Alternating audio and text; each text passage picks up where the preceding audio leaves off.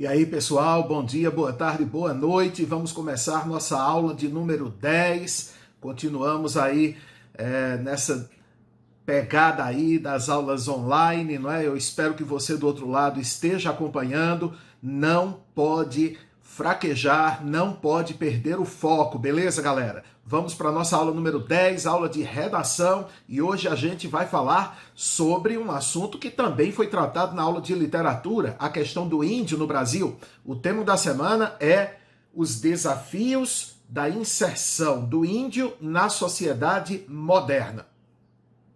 E aí, olha só, gente, hoje nós vamos fazer de uma forma diferente. Nós vamos olhar para os textos de apoio que estão no livro e vamos mostrar como é que você pode tirar a informação do texto de apoio para escrever a sua redação, para escrever o seu texto, tá certo? Muita gente fica naquela, meu Deus, eu não sei nada sobre esse assunto e tal, mas lembre-se de que existem os textos de apoio e eles estão lá para você ter essas ideias. Então hoje a gente vai fazer isso, olhar para o texto de apoio, tirar a ideia central dele e seria uma forma de você montar um esquema para fazer a sua redação. Então fica de olho, tá certo? Bom, vamos começar então. O primeiro texto de apoio é da Carta Capital. Acompanha comigo. Há hoje, dentro do imaginário da sociedade brasileira atual, certo estereótipo arbitrário acerca da definição sobre quem é e quem não é índio. Esse estereótipo, surgido nos tempos coloniais e reforçado ao longo da história, carrega consigo uma concepção de índio na qual alguns de seus traços culturais foram selecionados pela sociedade nacional como verdadeiros do ser indígena. Tais traços, enrijecidos no imaginário brasileiro, identificam como índio apenas aquele indivíduo que mora em aldeia e que se parece, nas suas representações estéticas, com um índio de tempos passados. Bom, esse é o texto que a gente tem aí no livro, não é? O texto de apoio, tá? O texto número 1. Qual é a informação básica desse texto? O que é que você pode tirar desse texto para eventualmente colocar na sua redação? E veja, eu estou dizendo eventualmente, porque não quer dizer que você vai inserir. O que nós vamos fazer nesta aula de redação é pegar a ideia central de cada texto de apoio e colocá-la de forma muito explícita para você. Se você vai colocar essa ideia no seu texto ou não, aí é uma outra história e aí é uma decisão pessoal. Mas é apenas uma forma de dizer, olha, você não pode dizer que não tinha ideias, porque os textos de apoio davam ideias. Então, no caso desse texto da Carta Capital, a gente poderia resumir a ideia nisso que está na tela agora para você. Existe um estereótipo arbitrário acerca da definição sobre quem é e quem não é índio. Esse estereótipo desconsidera a diversidade dos povos indígenas e limita muito a percepção de quem são eles. Ora, é isso basicamente que o texto da Carta Capital diz. A sociedade como um todo criou um estereótipo de quem é o índio, o que limita muito a visão da sociedade sobre esses indígenas, tá certo? E também esse estereótipo não tem nenhuma fundamentação científica, nada. Muitas vezes esse estereótipo é baseado em algumas características de índios dos tempos passados, de lá de 1500, quando os portugueses chegaram aqui. Então, a visão equivocada que a sociedade tem, não é, estereotipada de quem são os índios. E muitas vezes uma visão homogênea também, achando que índio é tudo igual. Beleza? Vamos para o texto número 2, também da Carta Capital. Mas por incrível que pareça, há também índios que vivem em cidades. De acordo com o censo 2010 do IBGE, foi o último censo, mais de 324 mil indígenas vivem em áreas urbanas no Brasil, o que equivale a 30% do total de índios. Só em São Paulo vivem quase 12 mil, número que faz da capital paulista a primeira do país em número de indígenas. São várias as etnias presentes nas cidades. Machacali, Tupinambá, Chavante, Terena, Caingangue, Krenak, Curuaia, Pataxó, Funiô, Pancararu, Pancararé, Cariri, Cariri-Chocó, Aticum, Xoclang, entre outras. Quase impronunciáveis os nomes, não é? Para a nossa fonética. Vamos lá, continuando. A natureza da inserção do índio nas áreas urbanas pode ser entendida por várias razões, entre as quais duas parecem se destacar. A primeira envolve as terras indígenas, que acabaram sendo inseridas na região metropolitana devido ao crescimento da cidade. A segunda diz respeito à migração de membros de povos indígenas de outras regiões do país para os grandes centros urbanos em busca de melhores condições de vida. Este fenômeno é bastante verificado em cidades como São Paulo, Manaus, Boa Vista, Belém e Campo Grande. Também a fonte da Carta Capital. Agora é um texto maior, mas dá para a gente sintetizar tudo isso aí numa ideia apenas. Veja, o primeiro parágrafo fala de que 36% do total de índios do Brasil, segundo o IBGE, vivem em grandes cidades, né? E aí vem os nomes de várias tribos, de vários povos, de várias etnias. Já o segundo parágrafo é mais importante, porque vai dizer por que esses índios estão morando nas cidades, né? Então, a ideia central que a gente pode extrair daí é exatamente essa. Acompanha comigo. A inserção do índio nas áreas urbanas se deu porque as terras indígenas acabaram sendo inseridas nas regiões metropolitanas e porque alguns povos indígenas migraram em busca de melhores condições de vida. Bom, basicamente foi isso. O crescimento das cidades acabou engolindo algumas áreas indígenas e, no outro motivo, alguns índios que vão para a cidade para tentar melhores condições de vida. Então você tem esse tópico aí que falaria, de certa forma, dessa migração do índio para os grandes centros urbanos. Se você vai usar isso na redação ou não, é uma questão sua, tá? É uma questão de você ver como essa ideia vai se encaixar no seu texto. O que nós estamos fazendo, repito, é extrair as ideias dos textos de apoio, colocá-las, enumerá-las, para que depois a gente possa pensar lá como é que vai organizar o texto, o que é que eu vou usar e o que é que eu vou descartar, tá bom? Vamos para o terceiro texto, que na verdade é uma charge, né? Nós temos duas charges aí, as duas tratando da questão do agronegócio, tá? Então olha aí um personagem engolindo, de certa maneira, uma terra indígena, né? Um personagem representando o agronegócio, e na outra charge, Leilão da Resistência, uma charge focada na violência que existe nas terras indígenas. O que é que a gente poderia tirar? Veja que nos dois casos há o elemento ali do empresário do agronegócio, né? Na primeira charge a gente tem aí o nome agronegócio, na segunda tem um personagem bem parecido também, o chapéu, e olha o símbolo aqui, o cifrão aí, indicando que o cara está de olho só no dinheiro. O que é que a gente poderia tirar desses dois textos? Acompanha comigo. O problema da violência sempre dividiu índios e grandes latifundiários, principalmente ligados ao agronegócio. Então é a questão da violência nas terras indígenas, uma violência que coloca aí frente a frente índios e grandes proprietários de terras, grandes latifundiários que têm muitos interesses financeiros, tá bom? No crescimento, obviamente, tanto para a pecuária como para a agricultura. Vamos para mais um texto de apoio, agora da Folha de São Paulo, uma visão diferente das coisas, né? Olha lá comigo.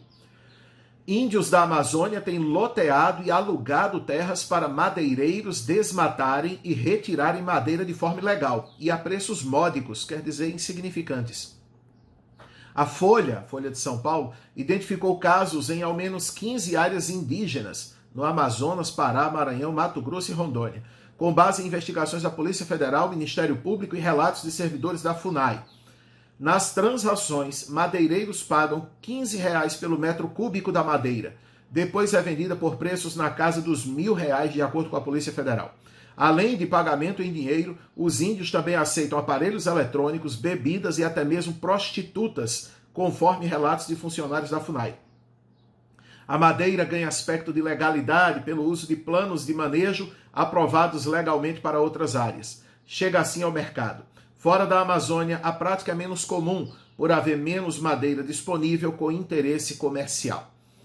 Bom, aí a gente já vê uma outra visão, uma outra questão relacionada ao índio. O índio já não é mostrado como aquele indivíduo inocente que está sendo explorado pelos latifundiários, mas o índio agora é visto como alguém que vende a madeira que está nas suas terras por preços insignificantes para esses caras que querem explorar mesmo a madeira, que vivem disso, né, para os madeireiros, tá certo? Vejam aqui o que é que a gente poderia extrair então desse texto. Olha lá comigo.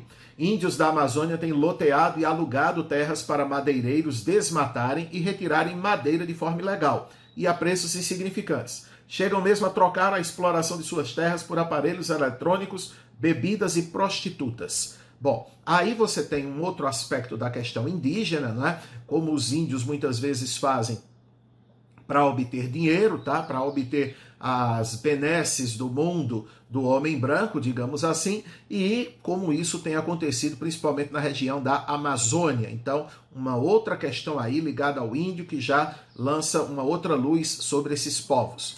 E mais um texto de apoio também para a gente retirar ali a ideia central. Acompanha comigo.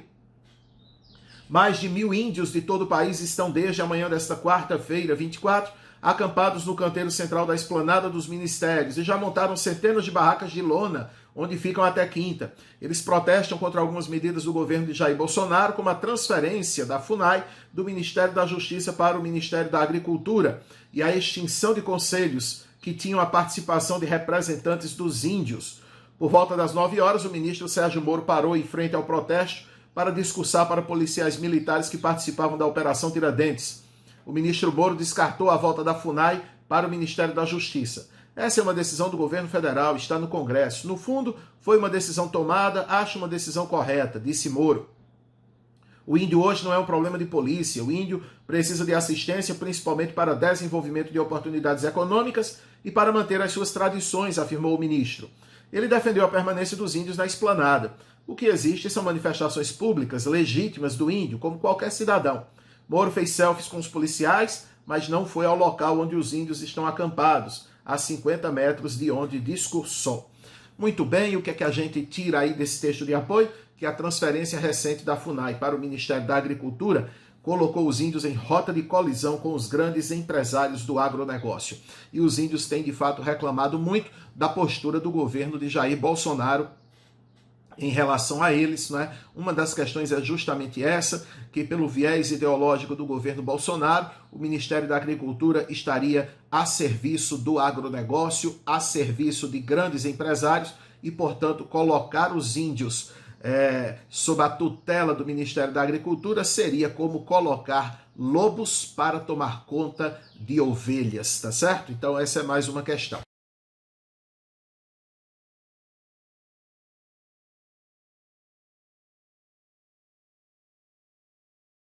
Além de tudo isso aí que a gente já tirou para você, das ideias relacionadas ao índio e como isso pode dificultar a inserção do índio na nossa sociedade, tá? Há outros elementos que eu trago aqui também que você poderia refletir sobre eles, tá? Outras referências que você pode buscar. Vamos ver? Olha só, você pode refletir sobre como a literatura brasileira idealizou os povos indígenas, não é? A nossa aula desta semana é sobre a primeira geração romântica, que trata justamente disso. Então assista a nossa aula de literatura, a aula 10, e você vai ter a fundamentação aí para discutir, quem sabe, essa questão no seu texto, para fazer essa referência aí à literatura. Outro elemento, você pode pesquisar aí sobre a ideia de Rousseau, a ideia do bom selvagem, né? E como essa ideia influencia a nossa percepção até hoje em relação ao índio, né? Uma percepção que se choca, por exemplo, com aquela reportagem lá da Folha de São Paulo, tá? Então, a ideia de Rousseau sobre o bom selvagem pode eventualmente ser citada na sua redação. Você pode ouvir a música Índios, da Legião Urbana, pesquisa aí na internet. Você pode também, se você quiser alguma coisa mais aprofundada, ir para o nosso vídeo, Legião na Redação, tá? Vou deixar aqui o link para você. Na descrição da aula vai ter o link para você. E você pode assistir a essa aula da Legião, ver lá a parte em que a gente fala da música Índios e ver se alguma coisa pode ser colocada no seu texto também, tá? E você ainda pode pesquisar sobre o icônico álbum Roots, da banda brasileira Sepultura. Esse álbum é um marco, digamos assim, do rock, do thrash metal, do rock pesado, e provavelmente você nem sabia da existência desse álbum Roots. É importante, o Roots, que significa raízes.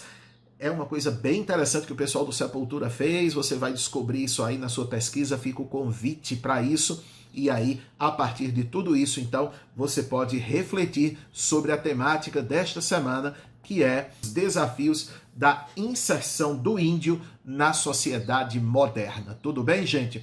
Então fica o convite para a sua redação. Você viu aí, tiramos as ideias de cada texto de apoio. Esse é um mecanismo que você deve fazer sempre na hora de começar o seu texto. Nada de receber o tema e já ficar pensando como é que eu começo. Não, olhe os textos de apoio, tire as ideias, anote como a gente fez aí para você.